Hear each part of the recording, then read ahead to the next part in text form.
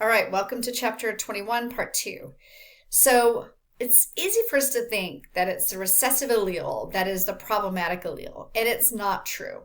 The recessive allele is just simply what we call the default condition. Don't want to go too much into that, except for it doesn't code for a protein. It doesn't code for something like a dominant allele would do. It's also wrong to think that the only way that you're going to have like one of these autosomal disorders is that it's because of a recessive allele, like in the condition of sickle cell and Tay-Sachs, and that's not true. There are a few autosomal dominant disorders. One of those is Huntington's disease. So you may have had a relative with Huntington's disease, but essentially you don't show this disease until you're maybe in your late 40s. So you've already passed on any dominant alleles that you have for the disorder. And what it causes is essentially a progressive degeneration of brain cells. And there is, of course, a mutation. And this is in a protein they called Huntingtin. And it forms clumps inside the neurons that cause those neurons to be inactive. In your book, it says symptoms do not appear until late 30s or late 40s. But essentially, what you're going to start to see is something kind of characteristic of people with neurological disorders. So uncontrolled movements, unsteady gait, dementia, and speech impairment. It is a very tragically slow loss of abilities for 15 to 20 years. And so it's become a better known disease. And sometimes, individuals, children of parents that have Huntington's disease want to be tested to see whether they actually carry that dominant allele, because they then are likely to have that disease once that they get older. So the reason why this particular disease, being an autosomal dominant disorder, persists is because individuals are able to live, go through puberty, likely marry, have children, and then display the disorder. So it's not a disease that's sort of kind of wiping itself out, so to speak. Okay, the next type of inheritance that was in your study guide is polygenic inheritance. So gene, genic, poly meaning many. So for many of our human characteristics like hair color, eye color, hair color, skin color, and height are determined by several sets of alleles, and there are many genes involved. So because of that, we're going to see when you're looking at the phenotypes that you're not going to see just brown eyes or blue eyes, or you can roll your tongue or not roll your tongue, or you have Huntington's disease or you don't. Instead, you're going to get a lot of gray areas, so to speak. You're going to get a lot of variation. We call this continuous variation of phenotypes, because if you think about height, you could go into a classroom with 100 students and line everyone up, and you might have 4'10" all the way up to 6'6", and all the variations in between. So we see that when you plot those phenotypes on a graph, that you're going to see a bell curve. Environmental effects cause many intervening phenotypes, just like nutrition might influence your height. So here we see this bell curve. And also what they've done is taken some likely, high schoolers or college kids and lined them up from just about 60 inches to about 78 or 79 inches. And then you can see how many individuals of that population display that height. Okay. So we talked about carcinogens and some environmental influence, if you will, on chromosomes and non-disjunction. So let's talk about the environmental influence that might control polygenic traits. So we call these multifactorial traits because they're controlled by polygenes, and these polygenes are subject to environmental conditions or influences. So cleft lip or cleft palate, clubfoot, schizophrenia, diabetes, allergies, and cancers. We can even see coat color of rabbits and Siamese cats that change with temperature. We have a Siamese, she was in here, my last video, I think. And essentially when it gets colder, then she displays more dark colors, especially in those peripheral areas, ears and tails and paws. And when it's hotter, then she tends to make less melanin and has some paler areas. Behavioral traits are often associated with genes. And then we see some environmental influence, alcohol use disorder, particularly in utero when your mom was pregnant. We also know about what we call epigenetics. So a person's trauma in their lifetime can actually put methyl groups on their DNA so that you're inheriting that from your parents. So there's a lot of really latest, greatest new stuff going on with genetics. It's not nature versus nurture. It's both. All right, last topic, multiple allele inheritance. So we've talked about essentially two variations of an allele, dominant and recessive.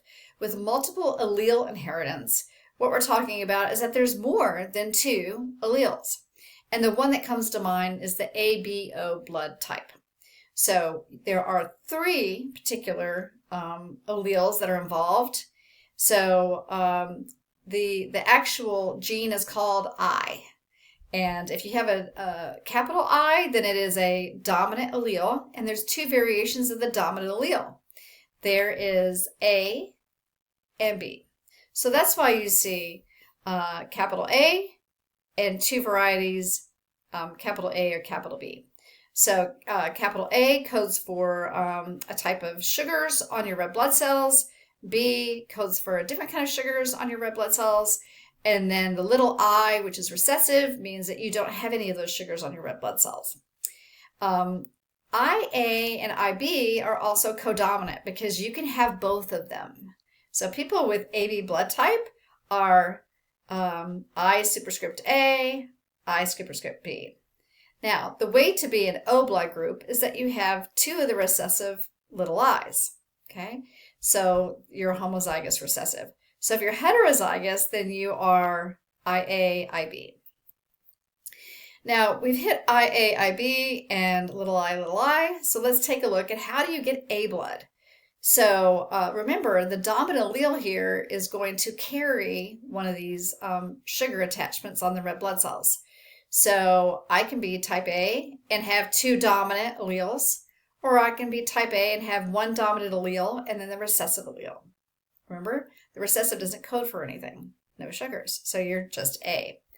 B is the same way. You can be essentially kind of homozygous dominant, or you can be heterozygous with essentially the dominant allele and a recessive allele and be B.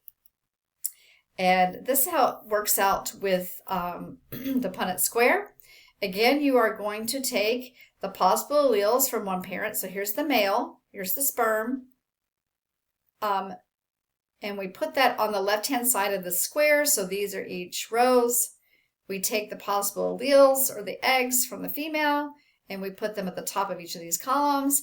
And then we match up the letters. Notice that dominant alleles always come before recessive alleles. So that was also in the previous, you would have seen that in the previous Punnett squares from part 1 of chapter 21. Okay, very last and least, sex-linked inheritance. So we've talked about there's 22 pairs of autosomes, then there's a pair of sex chromosomes. So yes, in fact, we could actually have something being coded for on the X chromosome.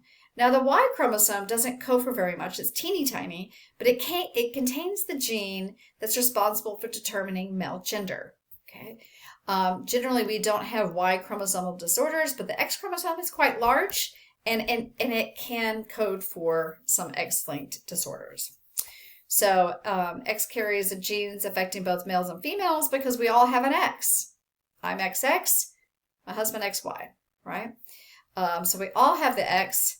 An allele on the Y chromosome is called Y-linked. I am not familiar with any disease-causing alleles, but essentially genes that are on that allele are still going to be called Y-linked.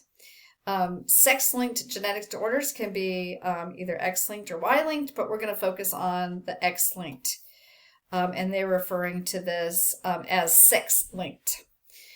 So essentially, as females, I have 2 copies of my X chromosome. So if I have a allele on one of those X chromosomes that's causing a disorder, it may not be displayed because I have another X. So think about the condition of being brown eyes but carrying a blue-eyed allele.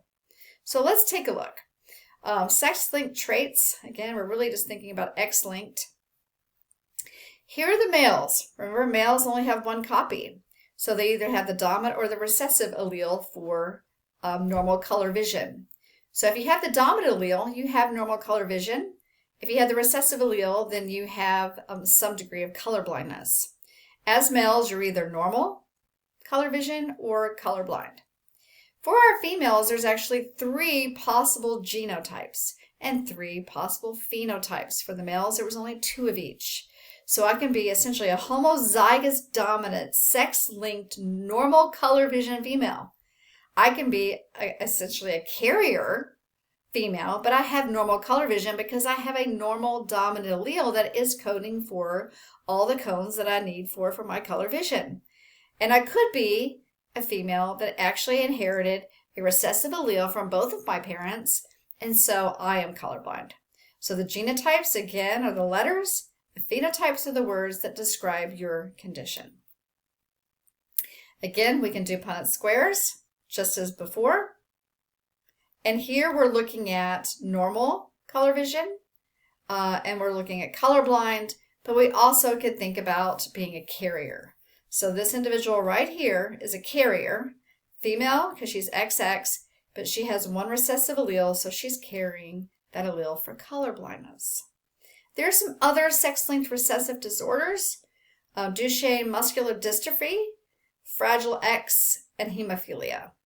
So you can take some time and learn a little bit more about these in your reading for this chapter. And that's the end of Chapter 21 lectures. Have a good day.